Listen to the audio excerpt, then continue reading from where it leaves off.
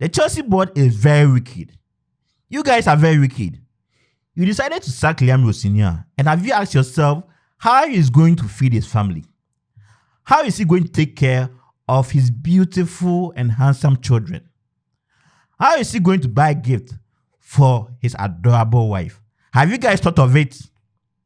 So yesterday, Chelsea decided to sack Liam Rossignol after he led the team through 5 consecutive EPL matches defeats without scoring a single goal. Yes, a single goal.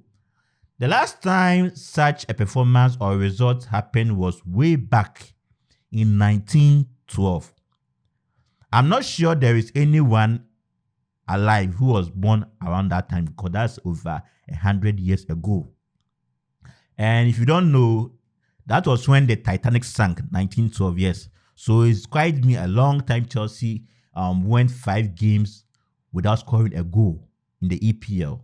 And that was what happened to Liam Rossignol. In total, he played 23 matches. He only had 11 wins, drew 2 and lost 10. So comparatively with previous coaches, that's unacceptable for the standards of Chelsea. So it makes sense. You understand why they sacked him. However, the sacking of Liam Rossignol does not tell the entire story. It's just a smooth screen just to appease the fans and the players, because watching the last game he played against Brighton, it was obvious that the players were fed up with him. They were not playing for the badge. They were not playing for him. They wanted him gone.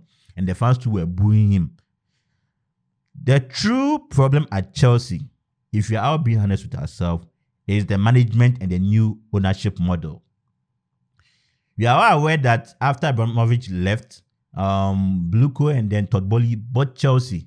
And upon buying Chelsea, they've invested about £2 billion in the sign of players. However, if we are to sit down and scan through the entire Chelsea squad, we cannot pinpoint 3, 4, or 5 quality or world-class players. You cannot tell me that you spend that entire money and your best winger is Pedro Neto and Garnacho. Your team is down against Brighton and you are looking for a savior and you are bringing on Garnacho. Come on, let's be serious here. From the business point, it makes sense why they were trying to do that. You know, their entire business model revolves around trying to get young players with a lot of potential, and you trying to groom them and resell them at a higher fee so that you can make a lot of profit. That's how these American owners behave. And personally, I don't like American owners. No. Those guys are greedy bastards. They don't care about the fans. They are there to make their money, and they'll find ways and means to make their money. If you don't know, I'm a Man United fan. And as a Man United fan, I have to endure this pain since the Glazers come in. We've fallen because of the Glazers. And if Chelsea fans do not sit up and fight for their club, that's exactly what they will go through. Remember that the reason for sacking Enzo Maresca was because he asked for higher standards. He overachieved with the squad. He won the World Club Cup. He also won the Conference League with them. And he was asking for more. Give me quality and experienced players that I can use to win major trophies. But those guys thought, oh, since you've been able to do that, then there is no need. But football is not like that. You don't win trophies with kids. You have to find a balance between the experience, the skillful, and people who can lead. Scanning through the entire Chelsea squad, as I mentioned, there aren't a lot of world-class players. And apart from Reece James, you cannot see that this or that is the leader. The captain, Enzo Fernandez, for me, is not a leader. A leader does not go on an international break and talk trash about the club or criticize the club that way.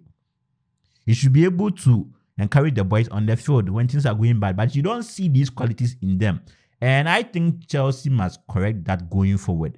Sacking Liam Rossignol would not solve the problem if you go ahead to make the same mistakes. So I expect Chelsea going forward to now sign players at least 25 years and above with some experience in the Champions League, playing for their national team, who have played at the highest level. Yes, I expect them to do that. Man United did something similar over the summer, and I think when results started to go south, that is what has kept us up there, up to third, up to now. Because if you look at Cunha, he was a leader in that Wolves team. If you look at Mbeumo, he was a leader and a top scorer in that that Brentford team. And Sesko was a young lad who was also doing what at Leipzig. So it was a balance, and these guys have been saving the team since they came in. So I expect Chelsea to do something similar if they want to bounce back, and I know they will surely bounce back. I don't wish them well. I hope that they continue to fall, even furthermore to somewhere around 13th, and they don't even get European football, so that they will not get a lot of money to invest. I wish that happens to them. But knowing Chelsea and how resilient and ambitious they are, I'm sure the fans will fight for their club, and then they will bounce back. And I hope they do so. The better you guys are, the more competitive the league becomes for everyone. And that way we can see true champions, not like what we are witnessing with Arsenal, playing nonsense and then still expecting to win. Thank God that Man City came to the rescue. Arsenal fans are always taking blood from me. Guys, just forgive me. I just don't like you. I cannot change it. Yeah, it is what it is. So, who do you think will be the next manager going forward? What do you expect the management to do right? Let me know in the comment section, and don't forget to like, share, and give me a follow or subscribe if you are watching on YouTube. Until I see you again, take care. Ciao.